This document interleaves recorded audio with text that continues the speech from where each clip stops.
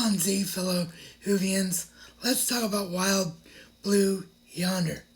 Now, obviously, this is going to be a spoiler review, so if you didn't see last week and you don't know that this is a spoiler review, this is literally right after the episode and Doctor Who Unleashed both aired on BBC iPlayer and or Disney Plus. So, if you haven't had a chance to see the episode yet, go away and come back when you do. And yes, I'm vertical again, but what I've decided to do is I want to make all these reviews match and I want to get them out as quickly as possible. So I'm going to use the vertical format, use some of one platform's features to make that easier to do the cross-platform creation. And then what we're going to do is after the whole new David era with the 60th specials is over, we're going to do a joint review of all three and my overall feelings about how all three mixed together and what the 14th Doctor is like compared to the 10th Doctor. And then that is where we will also do a horizontal review of the Daleks in color.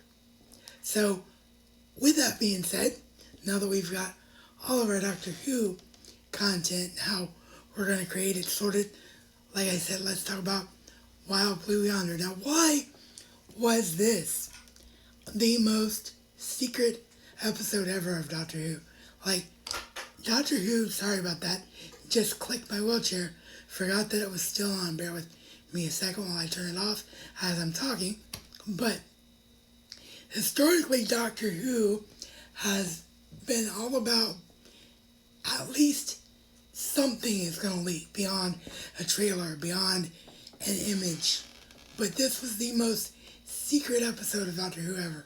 Like, anyone that turned on this episode knew nothing about it except that clip in the trailer where Donna goes, there was something so scary that the TARDIS ran away. And David goes, yes. And then Donna goes, then we go kick its ass. That was literally the only thing we knew about this entire episode. So why was it so secretive? Were we going to get multi-Doctor in secret? Were we going to get a reveal of why David's face has come back for 14? Were we going to get either one of those things in this episode? No. But the reason they kept it secret is because it truly was something that Doctor Who, as a show, has never done before, because the enemies that the Doctor and Donna were running from in this episode were not aliens, they were not evil humans, they were the Doctor and Donna. You see, the TARDIS, after getting coffee spilt on it by Donna, it starts to go out of control, and the first place it lands is in a tree in 1666, and the TARDIS encounters Isaac Newton, and unknowingly, Donna makes the joke of, you of all people, Sir Isaac Newton, which, by the way, was a spoiler for him because he hadn't been knighted yet. But she says, you of all people, Sir Isaac Newton, can understand the gravity of the situation. Isaac Newton mishears the word gravity, and he says mavity. So, in history now, Donna is remembering gravity as mavity. And that's a joke throughout the episode, so I thought that was really funny. But the main crux is the TARDIS lands and settles inside a wall, and the Doctor and Donna come out. They explore, they realize this is a spaceship. So after a little bit of convincing, the Doctor and Donna start walking down this hallway, and they run into this really old robot, and that's as far as they can get, because then they hear the TARDIS dematerializing. And that is when they realize the TARDIS activated its most dangerous mode, or in most danger mode. Sorry, I can't remember the technical name of it. If you do, let me know in the description box down below, but like I said, I'm literally doing this from memory as I just finished the episode in Doctor Who Unleashed. So the Doctor activates that thing that lets it know there's danger. The TARDIS rather, not the Doctor. The Doctor explains it to Donna. The TARDIS activates that and the TARDIS goes away. So they have to go back out into the spaceship and figure out what the heck is going on. And you see the Doctor and Donna in what appears to be one of the computer bow control places of the spaceship, and Doctor's explaining to Donna what to do with these chips, and they go back and forth a couple times trying to figure out how to get the spaceship back to full power. And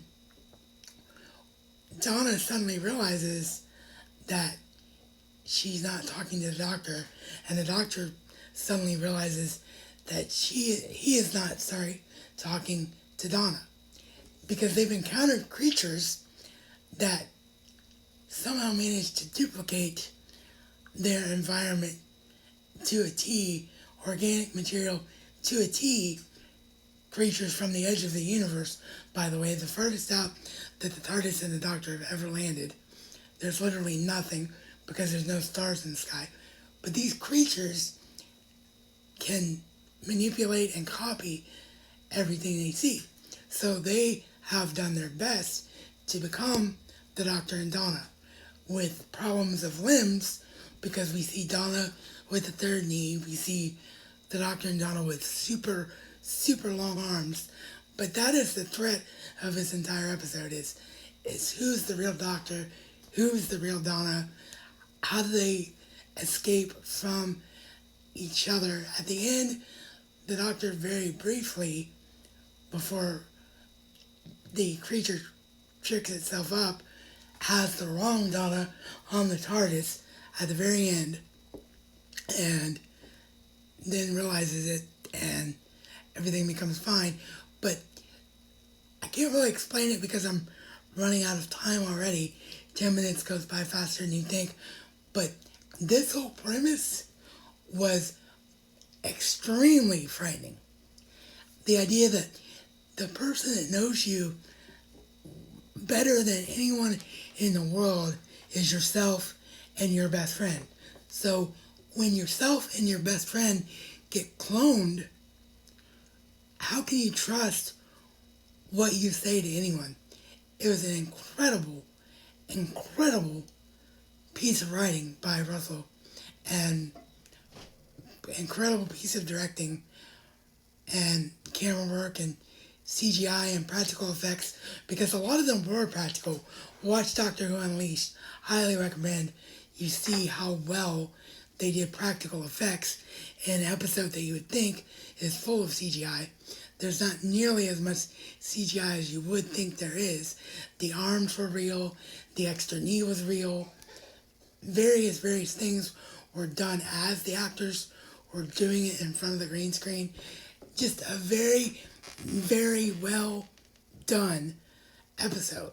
This is by far a great episode that stand the test of time, But then, at the very end, TARDIS lands, Doctor and Donna are safe, and it is the same TARDIS, by the way. The TARDIS was able to repair itself, thanks to the Doctor activating something with the Sonic. So we didn't lose that amazing TARDIS from last week. But TARDIS lands, they go out, who's waiting for them? It's not Rose, it's not Sean, it's Wilf. Donna hugs her granddad, the Doctor hugs Wilf. It is an extremely, unbelievably tearful moment. Like, I cried like a baby, because this actually truly ends up being the final scene of the great Bernard Cribben's career. So what a great way to end the episode. Wilf is like, you gotta save us, Doctor. The whole world's coming to an end. And that's how the episode ends. Let me know your thoughts